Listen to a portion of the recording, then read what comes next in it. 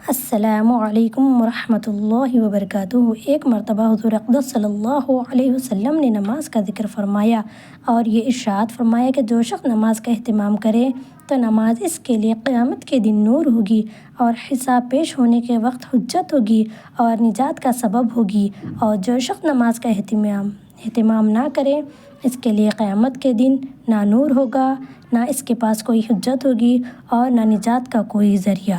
اس کا حشر فرعون، حامان اور ابی بن خلف کے ساتھ ہوگا۔ فرعون کو تو ہر شخص جانتا ہے کہ کس درجے کا کافر تھا، حتیٰ کہ خدائی کا دعویٰ کیا تھا، اور حامان اس کے وزیر کا نام ہے، اور ابی بن خلف مکہ کے مشرکین میں سے بڑا سخت دشمن اسلام تھا۔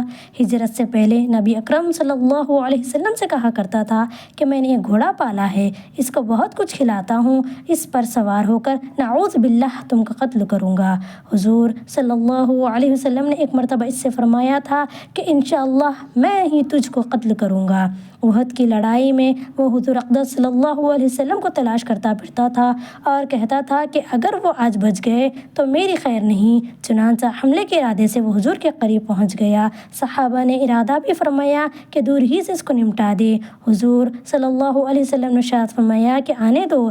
جب وہ قریب ہوا تو حضور صلی اللہ علیہ وسلم نے ایک صحابی کے ہاتھ میں سے برچہ لے کر اس کے مارا، جو اس کی گردن پر لگا اور ہلکا سا خراش اس کی گردن پر آ گیا، مگر اس کی وجہ سے گھوڑے سے لڑکتا ہوا گرا اور کئی مرتبہ گرا اور بھاگتا ہوا اپنے لشکر میں پہنچ گیا اور چلاتا تھا کہ خدا کی قسم محمد صلی اللہ علیہ وسلم نے قتل کر دیا۔ کفار نے اس کو اطمینان دلایا کہ معمولی خراش ہے، کوئی فکر کی بات نہیں، مگر وہ کہتا تھا کہ محمد نے مکہ میں کہا تھا کہ میں تجھ کو قتل کروں گا، خدا کی قسم اگر وہ مجھ پر تھوک بھی دیتے تو میں مر جاتا۔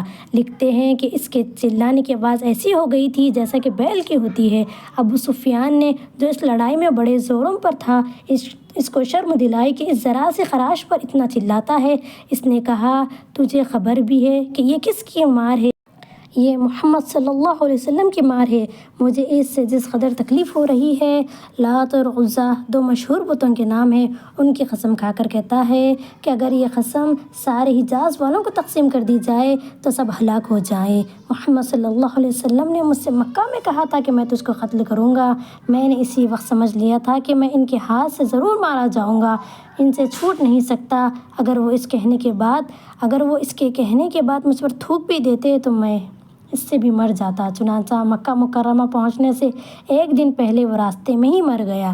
ہم مسلمانوں کے لیے نہایت غیرت اور عبرت کا مقام ہے کہ ایک پکے کافر اور سخت دشمن کو تو حضور صلی اللہ علیہ وسلم کے ارشاد کے سچا ہونے کا اس قدر یقین ہوا کہ اس کو اپنے مارے جانے میں ذرا بھی تردد یا شک نہ تھا، لیکن ہم لوگ حضور صلی اللہ علیہ وسلم کو نبی ماننے کے باوجود، حضور کو سچا ماننے کے باوجود، حضور کے ارشادات کو یقینی کہنے کے باوجود، حضور صلی اللہ علیہ وسلم کے ساتھ محبت کے دعوے کے باوجود، حضور کی امت میں ہونے پر فخر کے باوجود کتنے ارشادات پر عمل کرتے ہیں، اور جن چیزوں میں حضور نے عذاب بتایا ہے ان سے کتنا ڈرتے ہیں، کتنا کانپتے ہیں، یہ ہر شخص کے اپنے ہی گریبان میں منہ ڈال کر دیکھنے کی بات ہے۔ کوئی دوسرا کسی کے متعلق کیا کہہ سکتا ہے؟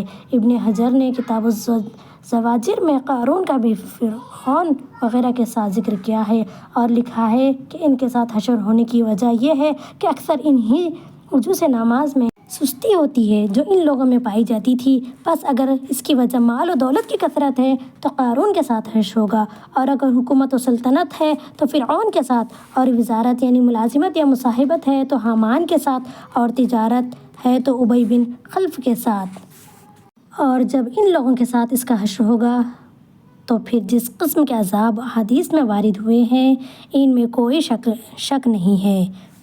ہم سب کو اللہ تعالیٰ حضور صلی اللہ علیہ وسلم کا پکا اور سچا امتی بنائے، ان کے ہر بتائے ہوئے طریقے پر پوری طرح عمل کرنے کی نیک ہدایت دے۔ اگر ویڈیو اچھی لگی ہو تو پلیز چینل کو ضرور سبسکرائب کریں، لائک کریں، شیئر کریں۔ جزاک اللہ۔